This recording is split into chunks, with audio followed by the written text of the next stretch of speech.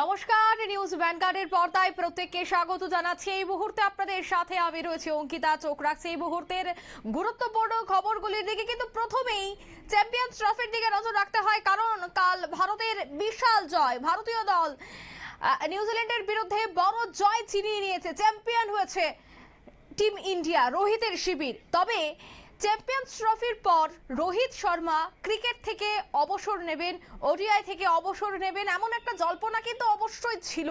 কিন্তু সমস্ত জল্পনা কিন্তু এবার উড়ালেন Rohit Sharma.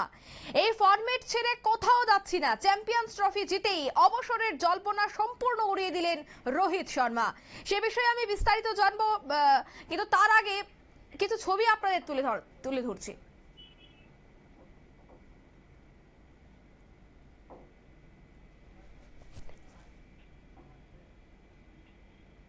One more thing, I'm not going to retire from this format, just to make sure that no rumors are spread moving forward. Okay, guys, thank you so much. শুনেন আপনারা, রোহিত শর্মা একেবারে স্পষ্ট বলে দিয়েছে গতকালের প্রেস কনফারেন্সে যে এই ফরম্যাট ছেড়ে এখনই কোথাও যাচ্ছি না। এবং যে সমালোচনা হচ্ছিল সেই সমালোচনায় কিন্তু এক হাতও নিয়েছে ভারত অধিনায়ক।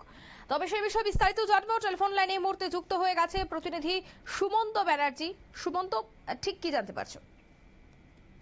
দেখো অঙ্কিতা, বিষয়টা একেবারে পরিষ্কার যে রোহিত শর্মাকে নিয়ে প্রচুর জল্পনা হয়েছিল, এবং আমরা যারা সংবাদ মাধ্যমের কর্মী আমরা কিন্তু হামেশাই এই খবরটা আমরা কভার করেছিলাম যে রোহিত শর্মা হয়তো অবসর নিয়ে নেবেন এই চ্যাম্পিয়ন্স ট্রফি জিতেই, হয়তো আরো একবার সেই টি-20 বিশ্বকাপের জেতার পরে তিনি এবং বিরাট কোহলি যেমন ভাবে ঘোষণা করেছিলেন যে তারা আর খেলবেন না বা টি-20 ফরম্যাট থেকে তারা অবসর নিচ্ছেন, সেই বিষয়টাই হয়তো তারা আরো একবার ঘোষণা করবেন, এমনটা কিন্তু গোটা সংবাদ মাধ্যম সেসব মনে করেছিল।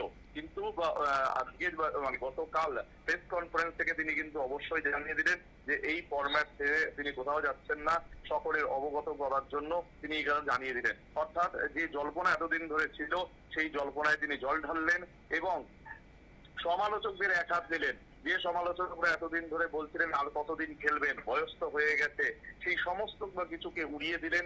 এবং একেবারে প্রেস কনফারেন্সের শেষ লাইনটাই ছিল এটা, আমি এই ফরম্যাট ছেড়ে কোথাও যাচ্ছি না। অর্থাৎ রোহিত শর্মা কালকে যেমন ফাইনালে একেবারে অধিনায়কের মতন ইনিংস খেলেছেন, সেই ইনিংসের উপর ভর করেই বলা যায় যে ভারতের একটা জয় নিশ্চিত হয়েছে। এবং প্রথম উইকেটে যে 100 রানের বেশি পার্টনারশিপ গিলের সঙ্গে, সেই পার্টনারশিপটা অবশ্যই ভারতের এই জয়ের ভিত্তা গড়ে দেয়। এবং তারপরেই আমরা দেখলাম হাসতে হাসতে রোহিত শর্মা চ্যাম্পিয়ন্স ট্রফি তুললেন এবং দীর্ঘ 25 বছর পর একটা বদলা নেওয়া হলো।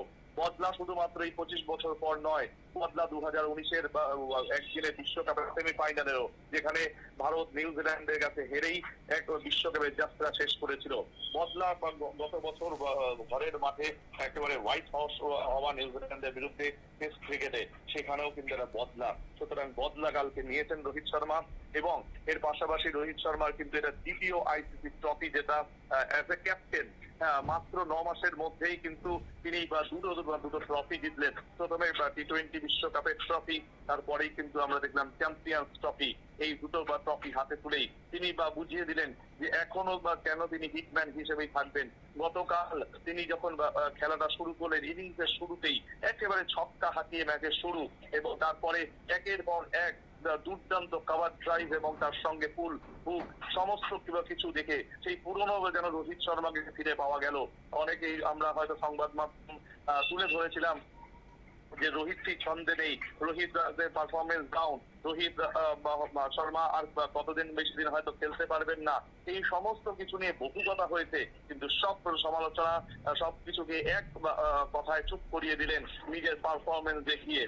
যে রোহিত শর্মা গত কয়েক মাস ধরে টানা ব্যর্থ ছিলেন তার ব্যাটে, সেই রোহিত শর্মা কিন্তু আমরা দেখেছিলাম যে চ্যাম্পিয়ন্স ট্রফি শুরুর ঠিক আগে যে ইংল্যান্ডের বিরুদ্ধে সিরিজ ছিল, সেই সিরিজেও কিন্তু সেঞ্চুরি হাঁকিয়েছিলেন। আমরা দেখেছি যে এই চলতি চ্যাম্পিয়ন্স ট্রফিতে তার ব্যাট থেকে খুব বেশি রান না আসলেও তিনি যে দলের জন্য গুরুত্বপূর্ণ ভূমিকা নিয়েছিলেন ওপেনিং এ, যেটা কিন্তু বারবার কোচ গৌতম গম্ভীর স্বীকার করেছিলেন, বারবার দলের অন্যান্য ক্রিকেটাররা স্বীকার করেছিলেন যে একটা যেন বার্তা দিয়ে তিনি রাখছিলেন এবং এটা একটা পজিটিভ অ্যাপ্রোচ, সেইটাই কিন্তু আরো একবার প্রমাণিত হলো।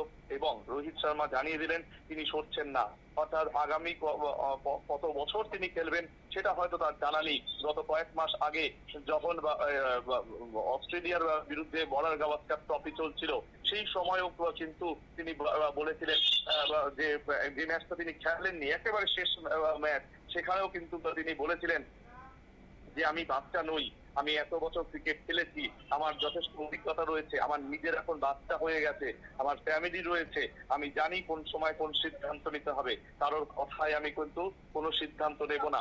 সেই সময় মনে করে বা থাকবে নিশ্চয়ই তোমার যে গৌতম গম্ভীরের সঙ্গে তার যে একটা আনবান বলা যায়, সেই আনবান হওয়ার জন্যই কিন্তু তিনি সেই সময় বহু কথা উঠেছিল যে এবার হয়তো রোহিত শর্মাকে ক্যাপ্টেন্সি থেকে সরিয়ে দিতে চাইছেন গৌতম গম্ভীর, এবং সেই সময় সমালোচকদের কিন্তু এভাবেই জবাব দিয়েছিলেন।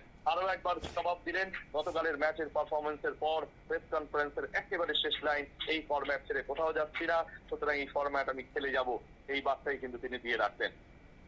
একদমই। এবং সুমন্ত, এই যে রোহিত শর্মা খেলা ছেড়ে দেবে বা ওডিআই বা এই ফরম্যাটে রোহিত শর্মাকে দেখা যাবে না, তা নিয়ে যখন একটা জল্পনা কল্পনা উঠেছিল, সেক্ষেত্রে প্রাক্তন যারা ক্রিকেটাররা রয়েছে তারাও কিন্তু বারবার সেই কথাটাই বলছিল যে হয়তো বা রোহিত শর্মা আর খেলবেন না বা এটাই হয়তো বা শেষ খেলা। তবে সেই জায়গায় যখন গতকাল প্রেস কনফারেন্সে একেবারে স্পষ্ট করে দিয়েছে, তবে আগামী দিনে কি মনে হয় জুনিয়র সিনিয়রদের যে মেলবন্ধনে বর্তমান টিম ইন্ডিয়া, তাকে আগামী দিনে আরো শক্তিশালী হচ্ছে, কি বলবে?